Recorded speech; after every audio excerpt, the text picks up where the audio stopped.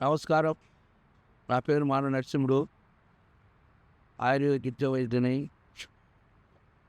తరతరాల నుండి మన పెద్దల నుండి ఎండాకాలం ఏందని, వానాకాలం ఏందని, చలికాలం ఏందని అన్నీ కనిపెట్టుకొని ఆరోగ్యంగా నూరేళ్ళు బతికినారు. మనం కూడా ఆరోగ్యంగా నూరేళ్ళు బతకాలని ఎవరికైనా ఆశ ఉంటుంది. పాలన మీద ఎవరికైనా ఆశ ఉంటుంది. ఇవాళ చచ్చిపోయిన రేపు చచ్చిపోయిన ఎవ్వరికి ఉండదు. చచ్చిపోయిన ముసలోడు కూడా ఇంకొక 10 రోజులు బతికితే బాగుంటుంది, 20 రోజులు బతికి బాగుంటుంది, ఇంకొక 3 ఏళ్ళు బతికితే బాగుంటుంది, 4 ఏళ్ళు బతికితే బాగుంటుంది. ఆశకి అంతు లేదు. ఆశకి అంతే లేదు. ఆశకి టైమే లేదు. దేవుడు ఎప్పుడు తీసుకుపోతాడో తెలియదు.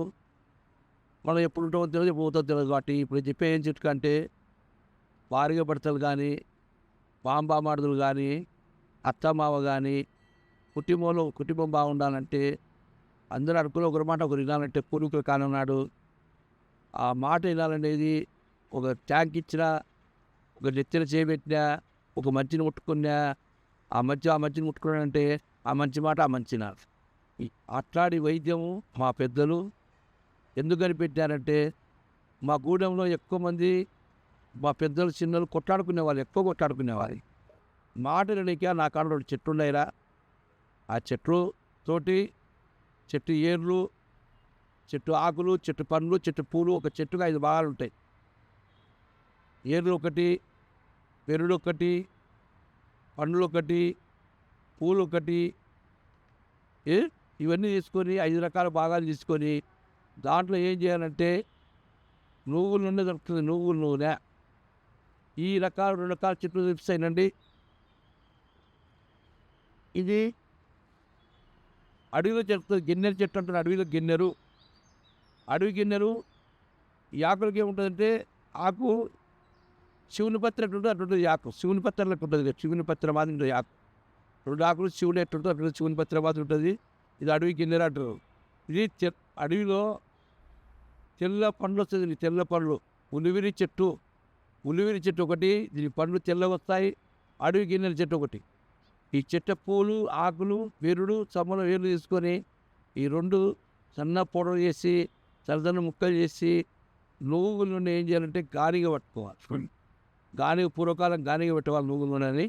ఆ నువ్వుల నూనె గానిగా పట్టుకుని నూనెని తెచ్చుకొని ఈ 2 సమానం చేసిన పౌడర్లు, ఇది పావు కేజీ చేస్తే ఒక 1/2 కేజీ నూనె పోసి ఈ 2 పౌడర్లు ఉడికిపోయి నల్లగా పూర్తి వరకు కట్టెల పొయ్యి మీద కానీ, గ్యాస్ పొయ్యి మీద కానీ చిన్న మంట, దీపరాజుల మంట పెట్టి ఉడకబెట్టాలి. గట్ట పట్టుతూ 2 గంటలు పట్టుతూ 3 గంటలు అయితే ఆ లోపల ఆ పౌడర్ అంతా డ్రై అయిపోయి ఈ చెట్ల బలం నూనెలోకి వస్తుంది. ఆ నూనె పెంటలో చేసుకొని ఎక్కడైనా మనం బయటకు పోయినప్పుడు లైట్గా ఒక 2 చుక్కలు వేసుకొని చేతికి రాసుకొని పోయేవాళ్ళు. ఒరే బాగుండవరా బామాడిదని ట్యాంక్ తీస్తే అయిపోయా. ఆ బామాడిది మాట కాల్చిందే. ఒరే మామాడిది అనేది మా పెద్దలు కనిపెట్టిన వైద్యము. ఈ 2 చెట్ల వల్ల మీకు అనుకూలంగా ఉండాలి. కొట్లాడకూడదు. మీ మాట వినాలా, మీ పద్ధతి జరగాల. ఆడపిల్ల కానీ, మొగోళ్ళు కానీ, ఆడపిల్లకి తల కూసేవాళ్ళు, మొగోనికి తల నెత్తి బాగా దిగేవాళ్ళు, మంచి కుట్రా దిగేవాళ్ళు, చేతి చెకండి ఇచ్చేవాళ్ళు, రకరకాల చెకండి ఇచ్చుకునేవాళ్ళు. అప్పుడు చెకండి ఇచ్చేవాళ్ళు, నమస్కారం పెట్టేవాళ్ళు, చేయి ముట్టుకునేవాళ్ళు, ఊరికిల కాడలు బాగుండగా చేయి దగ్గర తీసుకొని ఒకరికొకరు అతుక్కునేవాళ్ళు. అట్లా తల కూసినా, కాలు కూసినా, చేతి కూసినా ఆ మనిషి మీకు అనుకూలంగా ఉంటాడు. మీ మాట వింటాడు. మీరన్నా చెప్తే వింటాడు. మీకు దగ్గర వాటి ఉండి పని జరిగిపోవడానికి వైద్యం పనిచేస్తుందని మా పెద్దలు, ఆ పెద్ద మంచి 2 చెట్ల గురించి చూపించాడు. చేసుకునే విధానం చెప్పాడు. ఎవరికన్నా కానీ వాడే భర్తలు కానీ భార్య తల ఊయొచ్చు, భర్త తల ఊయొచ్చు. ఎట్లనే తినకుండా కూసుకోవాలి. చేసి ఎవరు చేపించుకోరు. చిన్నపిల్లలు ఉన్నది, పెద్ద పిల్లలు ఉన్నది.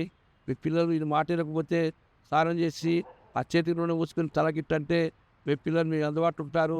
ఎగిరిపోయేతోడు కానీ, దుర్గతోడు కానీ, వాడు పేదమాను కానీ, మీ ఎట్టుకుంటోడు కానీ మీ మాట ఇస్తాడు. తల్లిదండ్రుల మాట వింటాడు, అత్తమ్మ మాట వింటాడు, భార్య మాట వింటాడు, పెళ్లి మాట వింటాడు.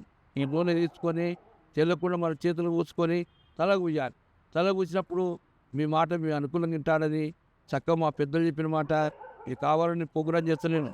ఎందుకంటే ఒకరికొకరు అనుకూలంగా ఉంటే కలిసి బతుకుతారు, కలిసి మాట్లాడుకుంటారు, కలిసి చేస్తారు. ఇప్పుడు ఏముందంటే శత్రుత్వం, కొట్లాట, మోసం చేయడం, రకాడు చేయడం, ఒక నిండు కూడా గుంజుకోవడం, ఒక నాటి కూడా గుంజుకోవడం.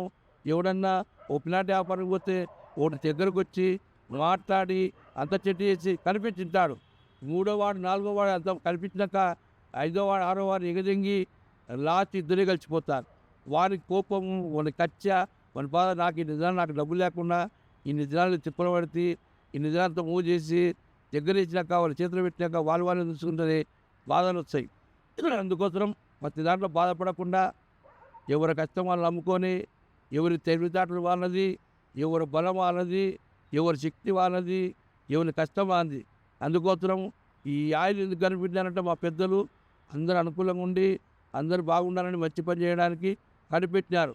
ఎవరికైనా కానీ తల కూసినామంటే తన మాట వింటాడని, వంద చేతం కాదు, వేయి చేతం కాదు, కోటి చేతంగా, ఇది ఆదివాసి గిరిజన మాట, ఆదివాసి మాట ఏదో కట్టుకథలు చెప్పడం లేదు.